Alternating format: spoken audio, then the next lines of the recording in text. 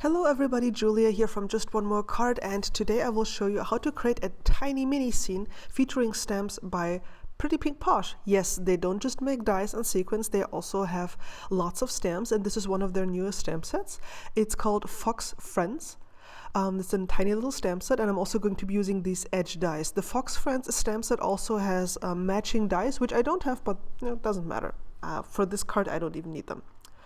So I'm starting out, actually I'm counting here the little squares to make sure that my fox is centered.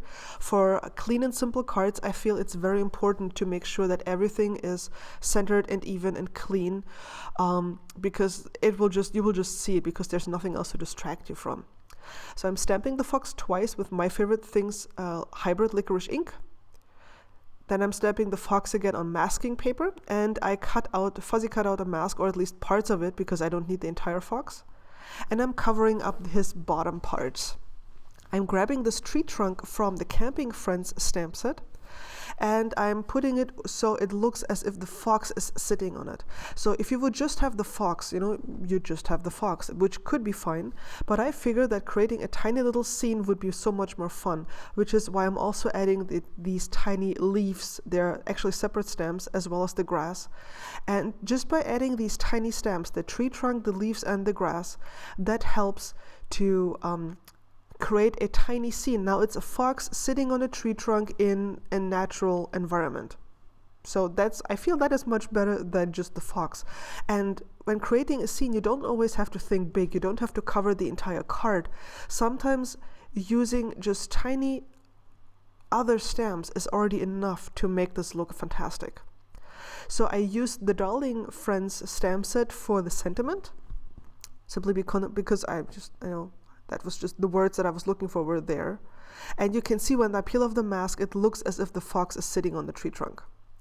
Now for the coloration, I will be listing the colors that I've used in the video description below and on my blog, and of course in the product description.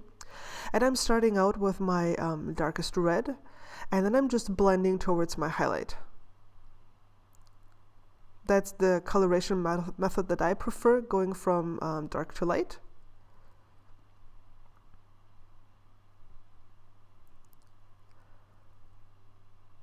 And I try to go over the edges of the previous color with the lighter color, so I get a nice blend. And I think the cardstock that I'm using here is the Simon Says Stamp Ultra Heavy cardstock, which is nice for Copic coloring. And now I'm coming in with the lightest color and blending it all out. There we go.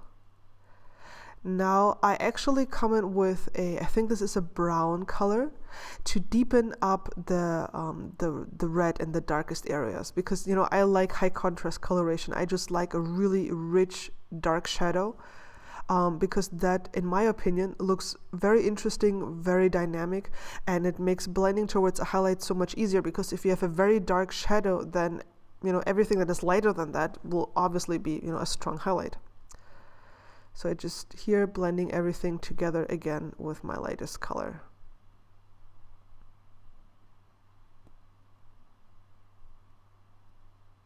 So much fun and not that difficult. Then I'm using various browns here to create the depth on the tree trunk. And you can see that I'm coloring in this little like U or V shape, going from dark to light, and that actually will look very dimensional. It will look like there's like parts of the trees are recessed in the shadow, and the other ones are bulging out, so they're in the highlight. And I'm just deepening up the shadow areas here once more to make sure that I have a nice contrast and it looks even more dimensional. For the grass, I'm just using various greens. There's like no right or wrong here. Just use whichever greens you have or you like. And again, blending from dark to light. And as I said, like the fox by himself is already kind of cute, but just using tiny little other stamps helps to create a mini scene which tells a tiny story. I just feel it's so much better. I'm using this new edge die by Pretty Pink Posh to die cut this scalloped edge that has a stitching. And now, of course, the front flap of my card is shorter than the back flap, which is, kind of uneven. So I'm using a piece of cardstock that is just as tall as the front panel, adding some adhesive to the bottom of it. This is Sukung tape. And then I'm pouring some Elizabeth Craft microfine glitter over it. You can see I'm just pouring this on. I'm going to funnel the excess back into the jar, of course, not going to throw that away. And then I'm going to rub it with my finger. And you can see just how nicely this glitter starts to shimmer once you rub it with your finger. And it also sets. So once you have rubbed it and then brushed off all the excess that came loose, it doesn't come off. Like for me, it doesn't come off anymore. It just sits there. So it's really nice to send in the mail because it's no mess for the recipient. I'm adding adhesive to the back of my front panel here on my card base, and I'm just gluing this panel to the inside of the card. So now you have the glitter peeking out in the front here, and it's again the front of the card is as long as the back of the card, which means it can stand. Yay! So here's a close-up of the coloring that I did on my little critter. And here's a close-up of the nice scalloped edge and the stitching that you get together with the glitter that I adhered behind it. Very sparkly. And here's the entire card that I created. So I hope you got inspired to check out your stamps to see if you also can create a mini scene quite easily. If you liked this video, I would love it if you would leave me a thumbs up, and you can check out these other videos that I did, which are about creating a scene as well, where I talk about how to create a scene, how to do masking and stuff like that. Thanks so much for watching. I'll catch you again soon. Bye bye.